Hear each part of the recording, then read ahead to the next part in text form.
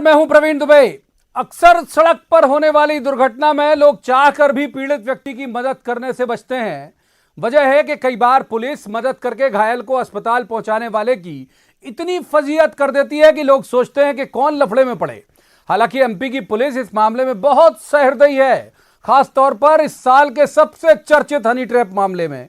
उसने जो कोर्ट में चालान पेश किया है उसे देखकर तो ऐसे ही लगता है कि पुलिस ने जिन्हें भी बचाना चाहा है बहुत ईमानदारी और कर्तव्य निष्ठता के साथ पहले चरण में तो बचा लिया। पुलिस ने कोर्ट में पेश की गई लगभग 600 पेज की चार्जशीट में बयान के आधार पर अधिकारियों, पत्रकारों के बारे में कई सारी बातें लिखी हैं, लेकिन यह नहीं बताया कि उसने इन आरोपों की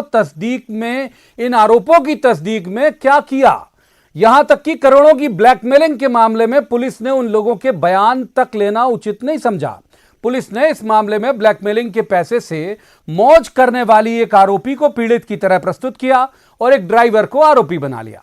जिन पत्रकारों ने पुलिस के मुताबिक इस हनी ट्रैप में ब्लैकमेलिंग की, उनके नाम तो दिए लेकिन उनसे कोई पूछताछ नहीं की। एक आईएएस अधिकारी का जिक्र इस बात को लेकर किया कि वो 1 करोड़ की रकम ब्लैकमेल होकर देता है, लेकिन उसकी पहचान उजागर नहीं की। कुल मिलाकर इस आरोप पत्र का परीक्षण अभी कोर्ट में होगा। पक्ष विपक्ष के वकील जिरह करेंगे। अंजाम किस करवट बैठेगा इस पर अभी कुछ भी कहना जल्दबाजी भी है और कानूनी तौर पर उचित भी नहीं है। लेकिन पुलिस की जांच पर सवाल जरूर है। सवाल यह कि क्या अपनी सुविधा से किसी को बचा और किसी को फंसा रही भोपाल की पुलिस? सवाल यह कि क्या सिर्फ इन्हीं पहलुओं की जांच पुलिस को करना था जो चार्जशीट में है, या बहुत कुछ छोड़ दिया पुलिस ने? कितना सरकारी धन का दुरुपयोग हुआ है? कितने गैरवाजिब काम इन मधुजाल की हसीनाओं को पद का दुरुपयोग करके अधिकारियों के द्वारा दिया गया?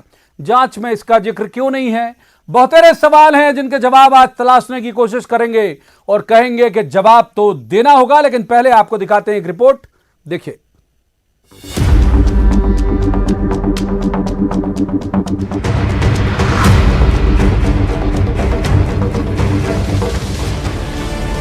मध्य प्रदेश का सबसे बड़ा हनी ट्रैप स्कैंडल गुजरते साल के साथ अपने पीछे कई सवाल छोड़कर जा रहा है। ये सवाल उन जांच एजेंसियों की भूमिका को लेकर है जिसके कंधों पर इस जाल के तार सुलझाने की जिम्मेदारी थी। सीआईडी की चार्जशीट के साथ सामने आए सवाल अपने जवाब में पूछ रहे हैं कि आखिर जांच की कड़ियों में किसे फंसाया और किसे बचाया जा रहा है। जिनकी भूमिका इस केस में सामने आई थी, उनसे आखिर पूछताछ क्यों नहीं की गई और उन्हें आरोपी क्यों नहीं बनाया गया? जांच में कोई चीज मिलती है पुख्ता, वो उसका चालान पेश हो जाता है। ये सब चीजें लूप लाइन में है। ये जैसे जैसे उसके फैक्ट्स आते जाएंगे, जैसे जैसे प्रूफ मिलते जाएंगे, मैं नहीं समझता कि कोई चीज छूटेगी। और वो ये जो मामले हैं ये जहाँ भी होंगे, मैं समझता हूँ आज नहीं तो कल ये कहीं न कहीं कुछ चीज़ आपके पास होगी, कुछ आपके पास होगी, ये निकल के आएगी और जो निकल के आएगी उस पर कार्रवाई होगी। 600 पेज की चार्जशीट में सीबीआई ने पेज दर पेज सबूत जोड़ने के साथ रसूखदारों को छोड़ने का भी काम किया। चार्जशीट में केस से जुड़ी एक महिला की खुदकुशी और पूर्व सांसद के कनेक्शन का जिक्र है, लेकिन जांच के पहलू नदारद है। 1 करोड़ की वसूली वाले आईएएस के नाम का जिक्र गायब है। ब्लैकमेलिंग के मामले में छतरपुर टीआई की भूमिका के बावजूद कार्रवाई नहीं की गई। खाद्य मंत्री प्रद्युमन सिंह तोमर के निजी सचिव हरीश खरे और खनिज मंत्री प्रदीप जायसवाल के विशेष सहायक अरुण निगम पर जबरदस्ती की कोशिश के आरोप के बाद भी एफआईआर दर्ज नहीं की गई। पैसे के लेन देन में भोपाल के 2 पत्रकारों के नाम का जिक्र तो है, लेकिन पूछताछ करना जरूरी नहीं समझा गया। मोटे तौर पर जिस प्रकार की खबरें आई हैं, चार्जशीट के आधार पर आई हैं, तो निर्दोष को पकड़ना नहीं और दोषी को छोड़ना नहीं, ये कानून कहता है। लेकिन कई बार सामाजिक प्रतिष्ठा धूमिल होने का काम भी हो जाता है, हो रहा है, लगातार होता आया है। इसलिए यह बहुत जरूरी है कि पूरी संवेदना के साथ में इस मामले में कार्रवाई हो। और एसआईटी बनी इसलिए है कि तमाम पहलुओं की जांच करके ही कार्रवाई करें। इतने बड़े स्कैंडल में जिसमें ब्यूरोक्रेसी से लेकर नेता पुलिस से लेकर पत्रकार तक सब शामिल हों, क्या इसकी जांच में किसी भी पहलू को छोड़ा जा सकता है? आखिर सीआईडी की चार्जशीट ये क्यों नहीं बताती कि स्कैंडल में कितने सरकारी धन का दुरुपयोग हुआ और हुस्न के जाल में कितने बड़े रसूखदार ट्रैप हुए? जब सच सामने लाना ही है तो अधूरा क्यों? जवाब तो देना होगा। मनोज राठौर के साथ bureau report, news 18 Madhya Pradesh.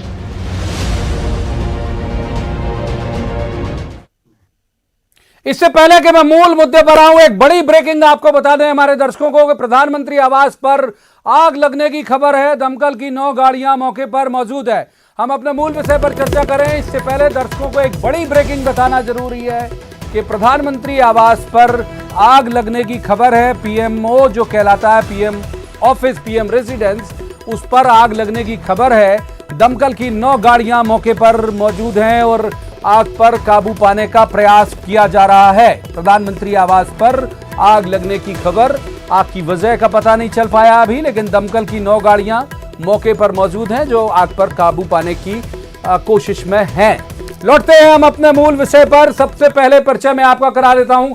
जो मेहमान हमारे साथ हैं रजनीश अग्रवाल, बीजेपी के प्रवक्ता हैं। रजनीश जी का स्वागत है। दूसरे मेहमान पंकज चतुर्वेदी, कांग्रेस के प्रवक्ता हैं। पंकज जी का स्वागत है। और तीसरे मेहमान मनीष दीक्षित, ये वरिष्ठ पत्रकार हैं, अच्छे राजनीतिक विश्लेषक हैं।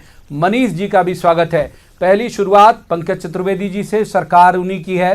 पंकज जी, ये जो चालान हनी ट्रैप वाले मसले में पेश हुआ है, क्यों लग रहा है कि कुछ लोगों को बचा रहे हो आप लोग और कुछ को फंसा रहे हो?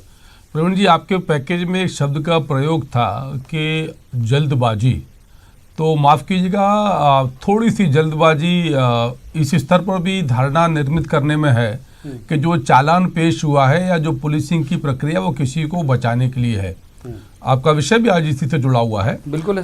मेरी पुलिस के कुछ अधिकारियों से जो इसके एक्सपर्ट हैं और अब सेवानिवृत्त हैं उनसे चर्चा, क्योंकि मेरी सामान्य तौर पर प्रवीण जी आदत है कि किसी विषय की मैं तैयारी के साथ जाने का प्रयास करता हूं। कर लेते तो आप और फर्स्ट हैंड अकाउंट के साथ जवाब देते हैं। मैं वही बता रहा हूँ, मैं सर वही आपको बता रहा हूँ मैं। और वो बहुत स्पष्ट तौर पर पुलिसिंग प्रक्रिया स्थापित करती है कि कई सारे ऐसे लोगों के नाम कई बार चालान में नहीं दिए जाते क्योंकि वो जांच की किसी प्रक्रिया को प्रभावित कर सकते हैं, किसी साक्ष्य को किसी अन्य विषय से। सर ये सवाल ही नहीं है। मैं तो कह रहा हूं जिनके नाम दिए, क्या उनसे बात की, क्या उनके खिलाफ उनके बयान नहीं लिए? सर एक पढ़ के सुना देता हूं, आपको शायद सहूलियत हो जाए। इसके अलावा चार्जशीट का पार्ट है ये 200 पन्ने मेरे पास है, 600 पेज की चार्जशीट है कि अरुण निगम व हरीश खरे नाम के 2 व्यक्ति आरती के मीनाल रेजिडेंसी वाले निवास पर आए। दोनों सीनियर अधिकारी हैं। अरुण निगम ने खुद को माइनिंग का अधिकारी बताया, तारीख याद नहीं है। इसी साल जून या जुलाई में करीब 10 बजे दोनों आए थे। मैंने और आरती ने, मतलब जो पीड़ित है, फरियादी है, जो भी है या आरोपी है, वो कह रही है कि मैंने उनके साथ ड्रिंक किया और उसके साथ फिर हम लोग जो भी हुए वो मैं पढ़ नहीं सकता, ड्रिंक किया था जरूर पढ़ देता हूं, और उसका हमने वीडियो बना लिया। तो सर ये मंत्री के पीए हैं दोनों, अरुण निगम और हरीश खरे। इन पे तो कोई इनसे ना बयान लिया ना कुछ किया। देखिए, मैंने वही निवेदन कर रहा था। बात आज से नहीं करूंगा सरकार, मैं तो वही निवेदन कर रहा हूं आपसे, पर मैंने इसीलिए कहा कि आपकी जो 200-600 की तैयारी उसका जिक्र कर लें। मैं उसी बात के ऊपर आ रहा था कि किसी को ना तो बचाने की कोशिश की जा रही है ना किसी को फंसाने की।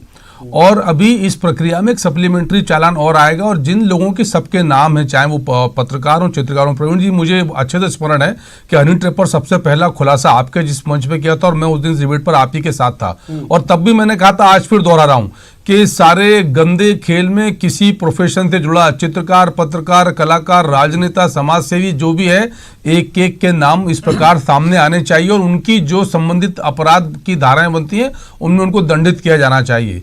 यदि 2 मंत्री के पीए जो बीजेपी के नरोत्तम मिश्रा, रंजना बघेल के समय के पीए थे, जिस समय का यह मामला है, यदि उन पर 376 का प्रकरण रजिस्टर्ड होना चाहिए तो वो होगा। यदि जिन लोगों ने इसमें दलाली की काटी है और पैसा वसूली किया है, तो वो इस सारे जो पूरा गंदा खेल है इसके वो अहम किरदार हैं। हमारे तमाम दर्शक सुने, हम पंकज जी को फिर बुलाएंगे। होगा कह रहे हैं वो, मतलब 100%। यदि शामिल है तो रजनीश अग्रवाल को शामिल कर। प्रवीण जी बस बात पूरी कर ले तो 30 सेकंड, फिर रजनीश का उत्तर रहिएगा। 100% होगा, यह आश्वासन के साथ बता रहा हूं आपको। और इसीलिए मैंने आपसे कहा कि मैं बिल्कुल मुतमईन हूं इस जांच की निष्पक्षता को लेकर, क्योंकि जो प्रक्रिया है वो जो रजनीश ने एक शब्द कहा था, जो कानून की परिभाषा जो इनकी बाइट में थी कि किसी निर्दोष को फंसाना नहीं है और दोषी को बख्शना नहीं है, और इसमें कोई भी दोषी बख्शा नहीं जाएगा, चाहे वो मंत्री हो, मंत्री का पीए हो, विधायक हो, सांसद हो, पत्रकार हो, चित्रकार हो, पूर्व सांसद हो, सबके सब सलाखों के पीछे जाएंगे जिन्होंने अपराध किया है। रजनीश अग्रवाल, इसमें जो एक जगह और लिखा है, आपकी भी सुविधा के लिए पढ़ के ले देता हूं, उसके पास बहुत सारे लोग आते थे, वो हमेशा ये दावा करती थी कि भाजपा के बहुत बड़े बड़े नेता उसके बहुत करीबी हैं। तो ये मतलब ये ऐसे नहीं कि आप अभी कुछ बोलो, इससे पहले मैं थोड़ा ब्रेकर डाल देता हूं। देखिए, कौन किसका करीबी है या किसका करीबी नहीं है, किसका किससे कौन सा संबंध है, इसका किसी से कोई सरोकार नहीं है। कानून की भाषा में और कानून के तहत जिसने जुर्म किया हो उस पर काम करने के लिए एसआईटी बनी है। जो अगर आरोपी है तो वो सलाखों के पीछे पहुंचे।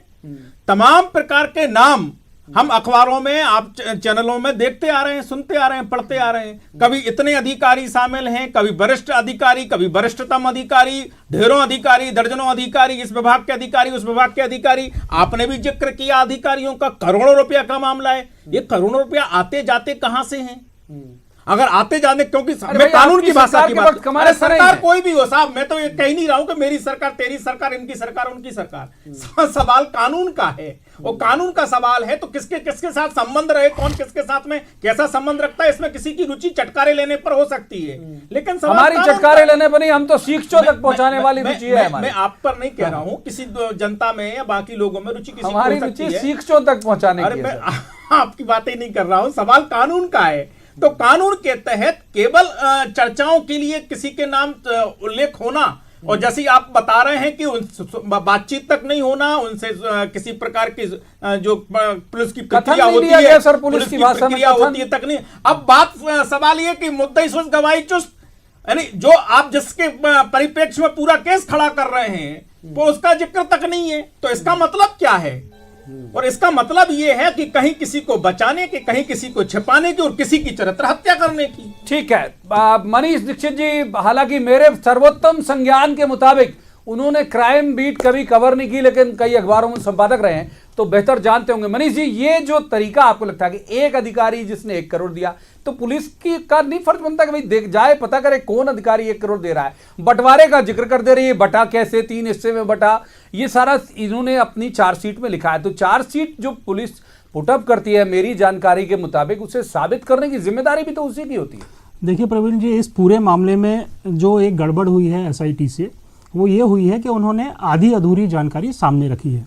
एसआईटी से अपन ये समझें कि एसआईटी का काम, जिस विषय के लिए उसका गठन हुआ है उसको उसी का इन्वेस्टिगेशन करना है। उसका काम आम पुलिस वाले की तरह नहीं है कि उसको 50 जगह अपना ड्यूटी करनी है। उनका फोकस केवल एक ही जगह होना चाहिए। अब जहाँ तक ये बात आ रही है कि जिन लोगों के, कई लोगों के नाम हैं और कई लोगों के नहीं हैं, तो इसके पीछे जो मुझे वजह लगती है, आप ये देखिए कि ये जो इस पे फर्स्ट एफआईआर मेरे ख्याल से सितंबर में हुई थी, 23 या 24 सितंबर, 23 या 24 सितंबर को इसकी एफआईआर हुई थी।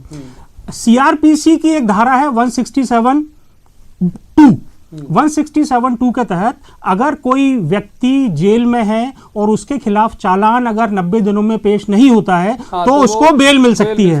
तो ये जो जल्दबाजी में, मैं कहूंगा ये जल्दबाजी में जो चालान पेश किया गया है, ये इसलिए पेश कर दिया गया है कि टाइम बार होने से बच जाएं और जो अपराधी या जो जिन पे आरोप लगे हैं वो बचे ना। अब इसमें एक रास्ता ये हमेशा होता है, जैसा पंकज ने बताया, इसमें सप्लीमेंट्री चालान की व्यवस्था होती है। तो अभी क्योंकि थोड़ा जल्दबाजी होगी ये कहना कि ये डिस्ट्रैक्ट हो रहा है, हम भी कह रहे हैं कि जल्दबाजी है, सप्लीमेंट्री, हाँ बिल्कुल सही, सप्लीमेंट्री चालान में ये पूरे रास्ते खुले हैं। अगर सप्लीमेंट्री चालान में भी इसी तरह की कोताही बरती जाती है, जैसे कि 3 महीने की एक्सरसाइज करने के बाद परसों फाइल की गई, तो जरूर सरकार पे सवाल खड़े होंगे। एक बार पंकज चतुर्वेदी जी को शामिल करते हैं। पंकज जी, जो मैं पढ़ पाया जितना आज, इसका पूरा तो 600 पेज बहुत बारीकी से पढ़ना मुझे संभव नहीं था, कुछ चीजें बहुत बारीकी से मैंने पढ़ी। वो यूं लग रहा है कि जैसे किसी प्राइवेट दफ्तर में एक इन्वेस्टिगेशन चलता है कि हाँ उनसे बात की, इनका कथन ये, उनका कथन ये, उस तरह से चार्जशीट, अमूमन मैंने भी चार्जशीट देखी है, लेकिन इस तरह की नहीं होती जैसी ये है। इसमें मतलब माने कुछ ऐसे एस्टेब्लिश जैसा करता हुआ नहीं है। तो क्या ये जल्दबाजी है जो मनीष जी कह रहे हैं? नहीं, देखिए जल्दबाजी नहीं है प्रवीण जी। मनीष जी ने एक बहुत महत्वपूर्ण तथ्य की ओर इशारा किया, जिसका मेरा भी अभिप्राय वही था कि यदि आप समय सीमा के अंदर चालान पेश नहीं करते हैं तो न्याय की प्रक्रिया के तहत इन सारे इस दुष्कर्म के कुकर्म जो भी हम कहें इस अपराध के लिए, उनके आरोपियों को जमानत लेने की पात्रता प्राप्त हो जाती है और न्यायिक प्रक्रिया में ये संभव था कि जमानत मिल जाती। इसीलिए मैंने आपसे कहा कि इसमें अभी सप्लीमेंट्री चालान का प्रावधान है। अच्छा, एक बात पूछ लेता हूं सर, कट टू कट दर्शकों की भी बहुत जिज्ञासा होगी इस पूरे मामले को लेके कि जिन आईएएस महोदय का नाम आ रहा है कि 1 करोड़ दिए, मतलब हम उम्मीद करें कि जो अगला चालान आएगा उसमें उनका जिक्र होगा। 100%। और हम जिन पत्रकारों के घर में डील हुई, जो इसमें जिक्र है कि उनके घर में बांटा गया, 3 हिस्से किए गए, उनके घर जाके अमुक आईएएस ने भुगतान किया, उनका भी जिक्र होगा, मतलब उनसे भी पूछताछ होगी। सर मैं एक चीज और जोड़ देता हूं जो छोड़ रहे हैं आप, कि 2 मंत्रियों के पीए जिनके ऊपर कथित तौर पर बलात्कार का प्रकरण इसके साथ एक और मैं जोड़ देता हूं जो छोड़ रहे हैं आप, छतरपुर टीआई का भी इसमें जिक्र है कि वो सीडी बनाने में involved था। मैं इन चारों चीजों जानकारी थी, मैं चारों चीजों की पर्टिकुलरली बात कर रहा हूं। छतरपुर के टीआई साहब, हाँ, उनकी भूमिका, नरोत्तम मिश्रा जी और रंजना बघेल जी उस समय थी, उनके पीए की हैसियत से दोनों लोग जिनके नाम आए सार्वजनिक तौर पर, वो दोनों, जिन पत्रकारों के नाम आए वो और जिन आईएएस का नाम आया, सबका सब दूध का दूध और पानी की तरह क्रिस्टल क्लियर होगा। ये कमलनाथ जी की कांग्रेस पार्टी की सरकार है जो मध्य प्रदेश से हर प्रकार की गंदगी और माफिया को मुक्त करने को लेकर संकल्पबद्ध है और उसी दिशा में काम हो रहा है। समझ जाइए रजनी जी, ये शुद्ध इसीलिए मैं बोल रहा हूं किसी को नहीं बख्शा जाएगा, मामले जो है वो उजागर हो जाएंगे। रजनी जी, एक अधिकारी का नाम बताइए जिस पर कार्रवाई की हो, एक अधिकारी का नाम बताइए। आप बलात्कार के मामले, बलात्कार की रिपोर्ट होगी, ऐसा हम करेंगे, और वो बार बार हमारे तत्कालीन मंत्रियों के नाम ले रहे, यही तो दुर्भावना सामने उजागर हो रही है। नहीं क्या दुर्भावना? सवाल यही है कि आपने, और पहली बार नहीं है, जब से ये मामले का खुलासा हुआ है तब से लगातार आरोप प्रत्यारोप की राजनीति। आप अधिकारियों को बचाओ, राजनीतिक आरोप प्रत्यारोप का काम करो और मामले का घालमेल करो। आरोप पत्र की बात कर रहे हो आप, चार्जशीट, उसमें आप जो चार्जेस लगाए हैं उसको स्थापित करने का काम आप करते हो, उसको गड़बड़ झाला करके उसको डिस्ट्रॉय करने का काम नहीं करते हो। जिसको आपको अभी चार्जशीट क्यों लग रहा है कि डिस्ट्रॉय कर रही है सरकार? आप स्वयं आप बताइए, जब स्वयं आप सवाल खड़े कर रहे हैं 10 प्रकार के, आपने शुरुआत जवाब यहीं से मांगना शुरू किया। बिल्कुल ठीक है, आरोप पत्र पर ही आपने जवाब मांगा। नहीं, हमने ये नहीं कहा कि भाजपा की तरफ झुक रही है कांग्रेस की तरफ। कांग्रेस की बात नहीं कर रहा हूं मैं, आरोप पत्र की बात कर रहा हूं। आरोप पत्र को आरोप स्थापित करने का काम आरोप पत्र में होता है। मनीष जी छूट जाते हैं सर, बहुत छोटा पंकज जी, बहुत छोटा सर मनीष जी, पंकज जी बहुत छोटा। ये इस प्रकार से भारतीय जनता पार्टी प्रतिक्रिया दे रही जैसे इस केस का समापन हो गया, सबको क्लीन चिट दे दिया, बरी कर दिया। थे ना बीजेपी के मंत्री टाइम पे, करें कार्रवाई करो, करेंगे कार्रवाई। भाई बीजेपी तय करेगी, भाई प्रवीण जी कार्रवाई कानून की। ठीक है, हम भी थोड़ा अपने आप को धूमिल करेंगे। अब बारी सर, माफ कीजिए, अब माफ कीजिए अब बारी पंकज जी, रजनी जी, अरे तीसरा मेहमान सर, अरे सर हम भी थोड़ा अपने आप को धूमिल करेंगे। अरे गंदगी बीजेपी, अरे ठीक है, गंदगी बीजेपी कांग्रेस। मनीष दीक्षित बरी नहीं कर रहा है, मनीष गलत चलाएगा। पंकज जी मौका दीजिए, पंकज जी गंदगी भारतीय जनता पार्टी के राजकीय गलत बात है, गलत बात है, माफ कीजिए। नहीं रजनी जी, पंकज जी, अरे तीसरे भारतीय जनता पार्टी का राजकीय है, गलत है ये विष कन्या का जाल भारतीय जनता पार्टी के। अरे ये किसका है? हम करना पड़ेगा। अरे भाई ये गंदगी आपके, अरे रजनी जी बात कीजिए, पंकज जी नहीं, पंकज जी, रजनीश जी, पंकज जी बंद कर देते। अरे शोर कर रहे हो आप भाई, नहीं गलत बात है। मनीष दीक्षित जी को शामिल करूंगा। मनीष जी अब आरोप अपने ऊपर भी है, पत्रकारिता पर भी आरोप है, बहुत गंभीर। ये ब्लैकमेलिंग करते हैं, ये वीडियो बनाते हैं, ये ब्लैकमेल करके पैसे लेते हैं, ये सब चार्जशीट में लिखा हुआ कैसे पैसे लेते हैं का भी जिक्र है। इस पर टिप्पणी आपकी कि कहां जा रही है पत्रकारिता भोपाल की? देखिए, पत्रकारिता तो ठीक है, इसमें एक्चुअली जो सबसे बड़ा मुझे जो समझ में आती है चीज़ वो है कि ये हमारे रिसोर्सेस का बलात्कार है। जो जनता की गाड़ी कमाई का पैसा है, जो हम टैक्स लेके देते हैं, मतलब अपने सैलरीज का एक हिस्सा आप टैक्स देते हो कि हमारे यहाँ डेवलपमेंट के काम हो, उस पैसे से ये अय्याशी का खेल जो खेला गया है मध्य प्रदेश में।